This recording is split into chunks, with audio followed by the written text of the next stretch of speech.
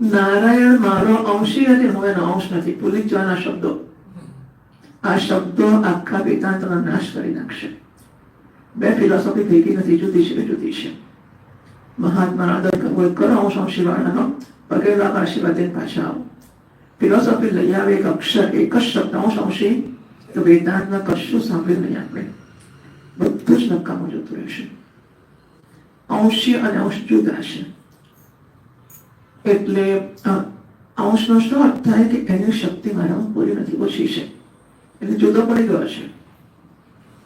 તો જીવ બ્રહ્મનો અંશ નથી, બ્રહ્મ જ જીવ તરીકે દેખાય છે. સાપ દોરડીનો અંશ કરો કે નહીં? ભૂચ દોરડીનો અંશ કરો કે નહીં? જે સંબંધ દોરડીને સાપમાં હોઈ શકે એ જ સંબંધ બ્રહ્મને જીવનો છે, મારો નારાયણનો છે. તમે વેદાંત ઘણું સારું સમજો છો, સમજીને ઘણું સારું સ્વીકારો છો. તમારામાં સૈદ્ધાંતિક વિરોધ નથી, હું જાણો છો. જીવ અને બ્રહ્મ વિશે તમે સ્પષ્ટ સ્વીકારો છો કે જીવ અને બ્રહ્મ એક જ છે. પછી અંશ અને અંશી શબ્દને એને ખસેડવા જોઈએ. એ જાળવીને જીવ બ્રહ્મ એક નહીં થાય. ફાઇન, મને ખબર છે, હું જાણું છું કે તમે જીવ અને બ્રહ્મને એક તરીકે સ્પષ્ટ રીતે સ્વીકારો છો. પણ અંશ અને અંશી પારિભાષિક શબ્દ છે અને એ બીજો સિદ્ધાંત પહોંચાડે છે, અન્વય કરે છે. એટલે એ શબ્દ આપણામાંથી ખસી જવું પડે. અને તમારા એ પણ સંસ્કાર છે બીજાના, એટલે મને એની ચિંતા છે કે પગે લાગો ને આશીર્વાદ લઈ જાઓ ને નાચો કૂદો ભજન કરો, વાંધો નથી આપણને. પણ જો ત્યાંથી અંશ અંશી લઈ આવ્યા તો વેદાંત પર આપણે જાતે કરી ચોકડી મારીએ છીએ. બરાબર? દોરડીનો અંશ સાપ નથી, આખે આખી દોરડી સાપ છે. સાપ અને દોરડી વચ્ચેનું ટોટલ આઈડેન્ટિટી, સંપૂર્ણ ઐક્ય છે. એક અંશની જોતાઈ એમનામાં નથી. કયા અર્થમાં ઐક્ય છે? સાપ નામનું કશું છે જ નહીં, જે છે તે અધિષ્ઠાન દોરડી છે.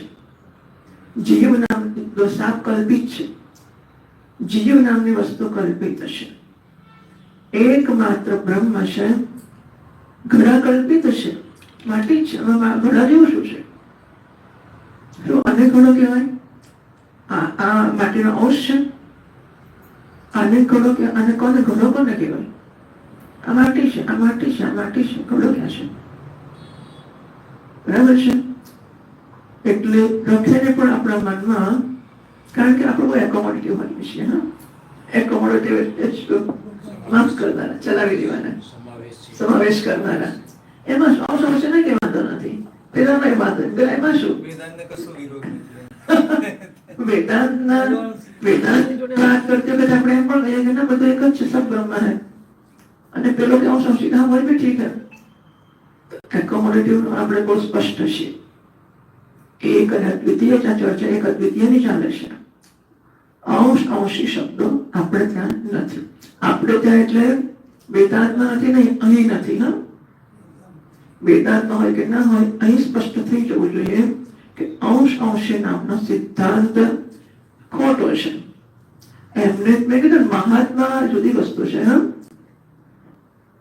એક તો મહાત્મા ડોંગરે મહારાજ જેવા, બીજા કેટલાય હશે એવા કે વેદાંતને સ્પષ્ટ જાણે છે અને છતાં એ વાત કરે છે કે ભૂલમાં વેદાંતના ચક્કરમાં પડ્યા, ભાઈ આને કંઈ કરી આપો. ભૂલમાં વેદાંતના ચક્કરમાં પડ્યા તો મરી જ ગયા. એટલે વેદાંતના ચક્કરમાં ના પડશો, ભગવાનનું ભજન કરો. કારણ કે વેદાંતના ચક્કરથી ભજન છૂટી જાય છે અને વેદાંતને પહોંચાતું નથી. એ માણસ પછી ખાઈ પીને જલસા કરતો થઈ જાય છે. એટલે કેટલાક લોકો જાણવા છતાં જુદી વાત કરે છે અને કેટલાક લોકો એમનો સિદ્ધાંત એમની રીતે જચે છે. નવનીત પ્રિય શાસ્ત્રીજીને પૂછ્યું હતું કે મોક્ષ શેનાથી થાય. હું તો બહુ સ્પષ્ટ માણસ હતી અને મને કઈ આમ હું નવી નવી હોઉં એક મહાત્મા પાસે અને એ મહાત્મા એટલા ઉદાર અને એટલા એ પણ તટસ્થ હોઈ શકે ને તો મને સમજી શકે હું તટસ્થ રીતે વાત કરું છું. હું એમના ઉપર કે એમના સિદ્ધાંત પર આરોપ નથી કરતી. હું જયારે પૂછું છું સરળતાથી તો હું સરળ છું અને હું તમારા પર કે તમારા સિદ્ધાંત પર આરોપ નથી કરતી. એમ સ્વીકારે જ એમણે કીધું મોક્ષ તો બ્રહ્મથી વેદાંતથી જ થાય. જીવને બ્રહ્મના ઐક્યથી જ મોક્ષ થાય. બાકી હું વૈષ્ણવ છું છું. મને લાગે છે કે મહાત્માઓ સ્પષ્ટ હોય છે આ વિષયમાં, બધાને ખબર જ છે.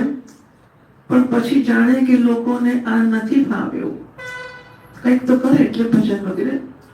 તે સમયના જે પ્રજા માનસ હોય ને એ માનસને સમજીને તેમને અનુરૂપ રીતે એમણે કંઈક સંસારથી છોડાવવાની પ્રક્રિયા ઊભી કરી. આપણે બધાનો આદર કરીએ છીએ એ સ્તર ઉપર. અને મહાત્માઓ બહુ જ મોટા તપસ્વી ને વિરક્ત ને ભક્ત ને બહુ બધું હોય છે. તમારા મારા જેવા વેદાંતિઓ કરતા એ બધા લોકો ઘણા બધા ઊંચી કક્ષાના સાધકો ને ભક્તો ને સિદ્ધો હોઈ શકે છે. મારી જરાય ના નથી, હું તો પોતે માનું જ છું. પણ જઈને પગે લાગવાનું, આશીર્વાદ લેવાના, સેવા કરો, ખવડાવો પીવડાવો. ફિલોસોફીને લાગે વળતી ચોપડી. ફિલોસોફી માત્ર ને માત્ર શંકર પરંપરાની જ લેવાય. અને એ સિવાય કઈ ફિલોસોફીમાં પડ્યા તો આપણે પોતાની સાધનાનું બીજું પાસું, એટલે આપણે જવું છે આમ ને આપણે આમ શરૂ કરીએ છીએ. એટલે અહીંયા અંગે ત્યારે આપણે બહાર જઈએ ત્યારે આમ. એટલે આપણે ક્યાંય ના લઈશું. હા, બરાબર.